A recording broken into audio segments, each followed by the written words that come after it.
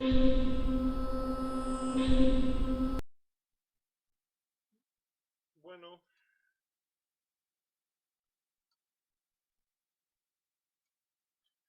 bueno, vamos a retomar aquí lo que estaba diciendo de los armónicos. En realidad, los armónicos son lo contrario de esta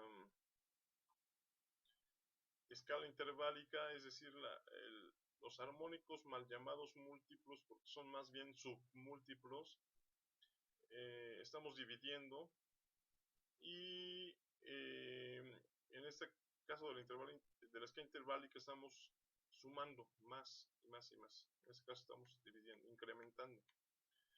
Bueno, aquí hablo del arte total, cómo Wagner escribió sus textos, sus coreografías, hacía la escenografía, vestuario, todo. Llegaba a un nivel de conciencia totalmente integral, ¿no? Por ejemplo, Mozart, pues, no hacía los textos, tenía sus letristas como Da Ponte. Y bueno, este escrito es algo muy a grosso modo.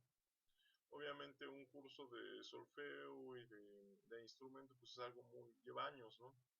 Sin embargo, considero que el sintetizar la información es mucho más importante. Bueno,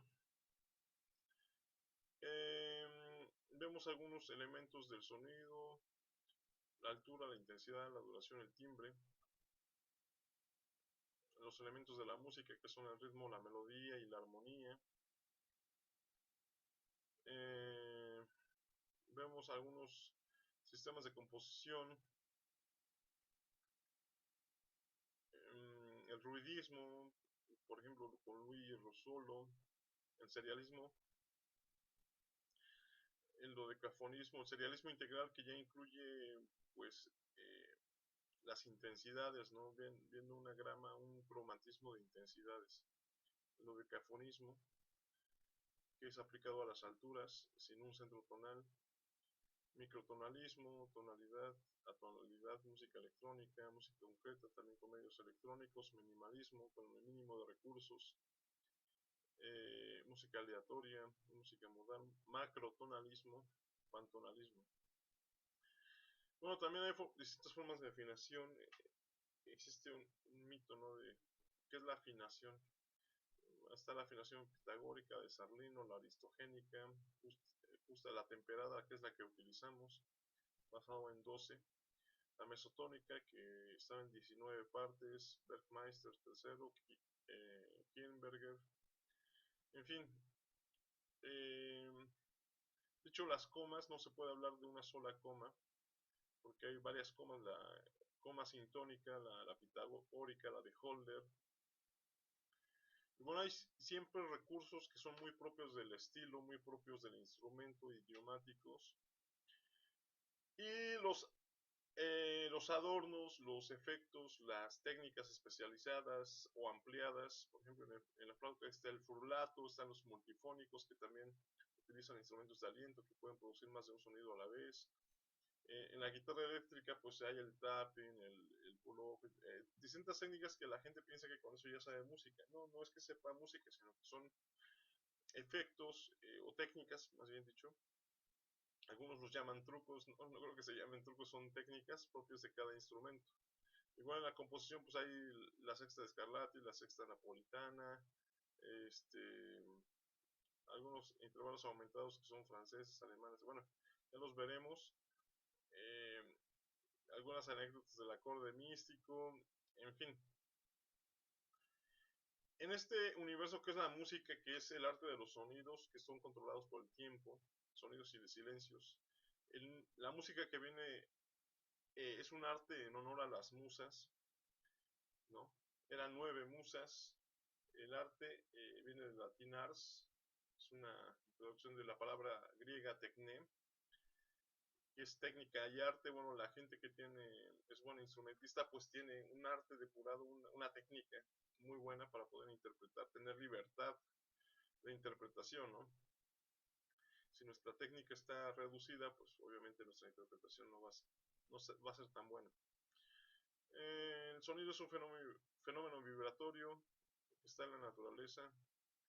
en todos los estados de la materia. Bueno, aquí pongo algunos como subsólido, sólido, hipersólido, supersólido, sublíquido, líquido, hiperlíquido, superlíquido, subgaseoso, gaseoso, hipergaseoso, supergaseoso.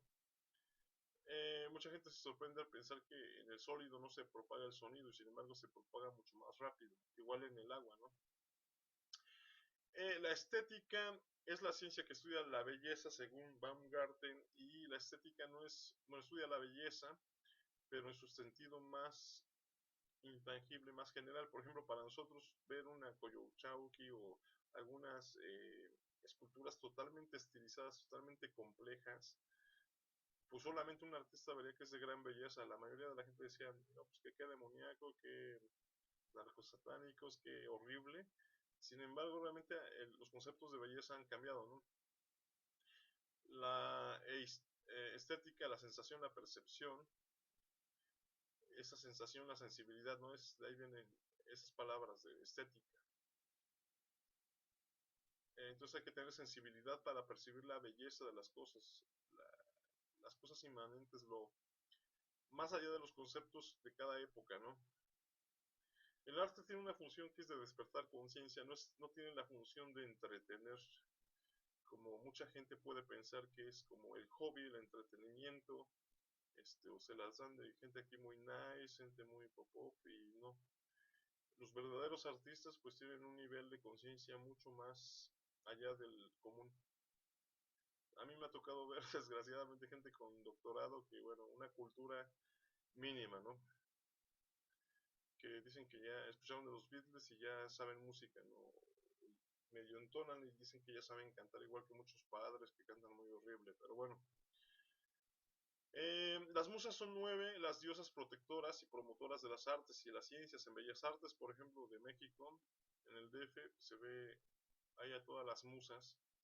Urania, que es diosa de los astros, recordemos a Uranos, el dios del cielo, es decir, el universo, rige al universo y sus leyes. Euterpe es la musa de la música, de hecho hay algunas editoriales, toca una flauta. Calíope, que es la de la bella voz, la musa del canto. Por ello es madre de Orfeo, el dios del canto. Recordemos a ese gran dios del canto, la lira y de la música, la composición. La dignidad, la majestad de la poesía épica. Bueno, Clio, musa de las festividades y celebraciones cósmicas. Rige la historia de las humanidades, los procesos del tiempo y del espacio, materia y energía. Bueno, la historia, recordemos ese documental de Clio, ¿no? De Enrique Krause, que bueno, una historia ahí medio tergiversada, pero por algo estaba esa editorial, ¿no? Erato, que era la musa del amor, lírica coral, y la poesía amorosa. Vemos cómo el amor está ligado a la poesía, ¿no? Polibnia, musa del teatro. Talía, musa de la comedia, bueno, sí, de las comedias, pero no de Televisa. Y Melpómene, musa de la tragedia, bueno, pues desde el nombre, ¿verdad? Y Terpsícore, musa de la danza.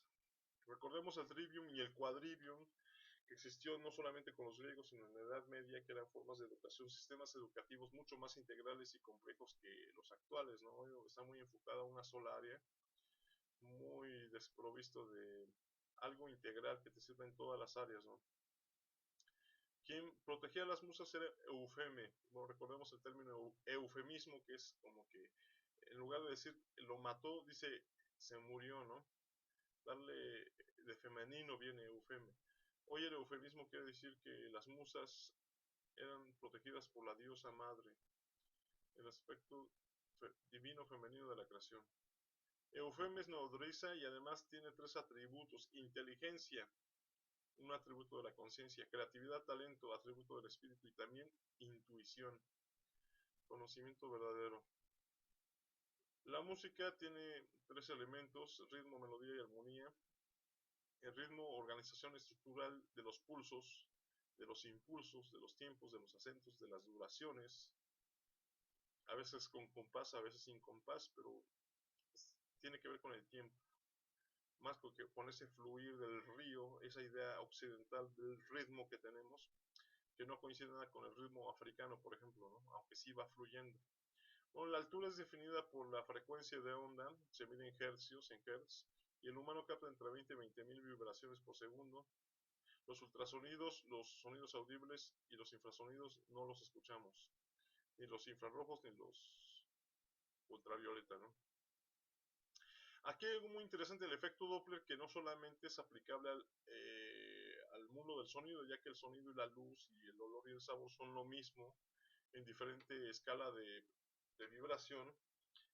También sirve para medir la distancia de las galaxias y bueno, aquí cómo va cambiando la afinación respecto al observado y el objeto que se aleja, ¿no?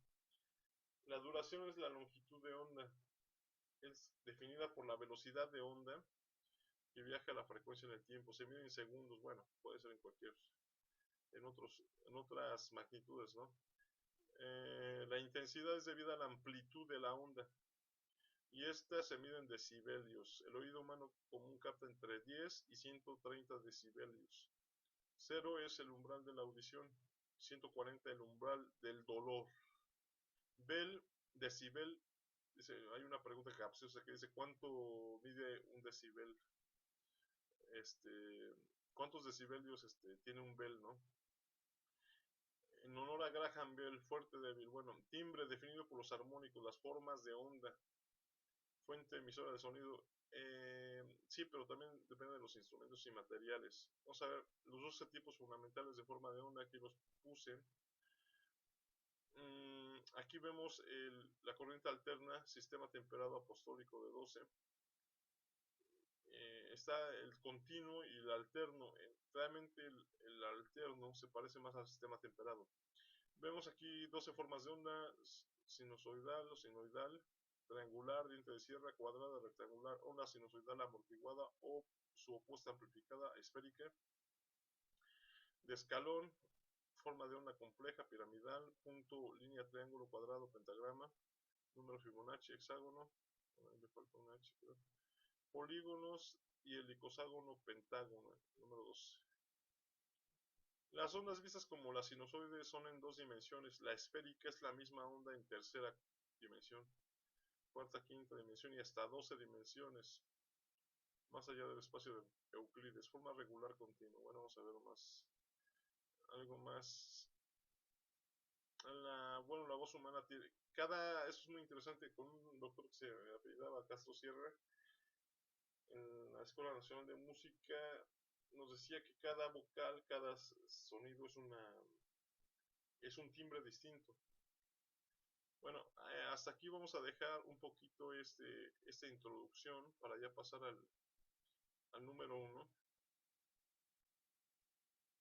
Y bueno, muchas de estas cosas pues no van a estar de acuerdo con pues muchas teorías que se ven. De hecho, hay mucha gente que domina perfectamente todos los sistemas de composición.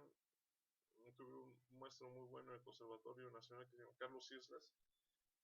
Bueno, domina todos los tipos de composición, los estilos, y eso está muy bien, ¿no?